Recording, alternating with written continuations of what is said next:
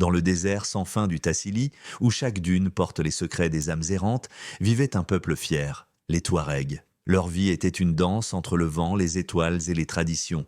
Mais cette harmonie fragile fut brisée par des désirs interdits et des trahisons cachées. Voici l'histoire d'Inaya, Taïeb et Ammar, une histoire où le sable lui-même pleura.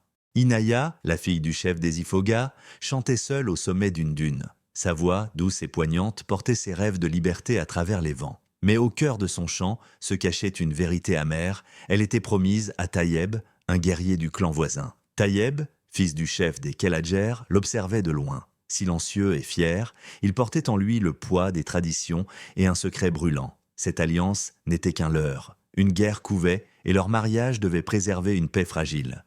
Un soir, sous un ciel pourpre, un cavalier solitaire arriva au camp des Siphogas. C'était Ammar, un poète errant et ami d'enfance d'Inaya. Il revenait après des années d'exil, les mains chargées de poèmes dénonçant les injustices des alliances forcées. Quand Inaya croisa son regard, son cœur vacilla. Ammar, lui, n'avait jamais cessé de l'aimer. Mais il savait que leur amour était une flamme interdite dans un désert où les traditions régnaient.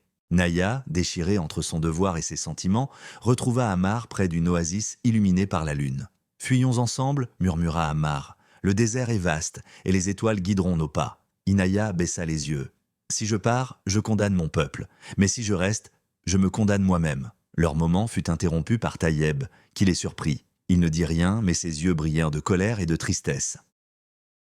Taïeb, inquiet, surprit une réunion secrète dans une tente obscure. Là, il entendit des conspirateurs préparer une attaque contre les Ifoghas. La trahison venait de son propre camp. Certains de ses alliés complotaient pour s'approprier les terres du Tassili. Il devait choisir, rester loyal à son père ou protéger Inaya et son clan. À l'aube, les assaillants frappèrent. Une tempête de sable enveloppa les cavaliers ennemis et les guerriers des Ifoghas. Taïeb mena la défense avec une rage désespérée, l'épée brillant sous le soleil naissant. Au milieu du chaos, Inaya prit une décision.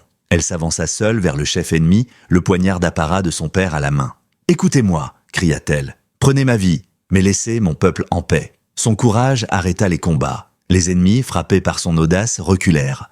Mais le chef ennemi, dans un geste cruel, plongea son épée dans son cœur. Ammar, témoin de la scène, hurla son nom. Taïeb, abattu, tomba à genoux alors que le désert devint silencieux. Les jours qui suivirent, la paix revint entre les clans, scellée par le sacrifice d'Inaya.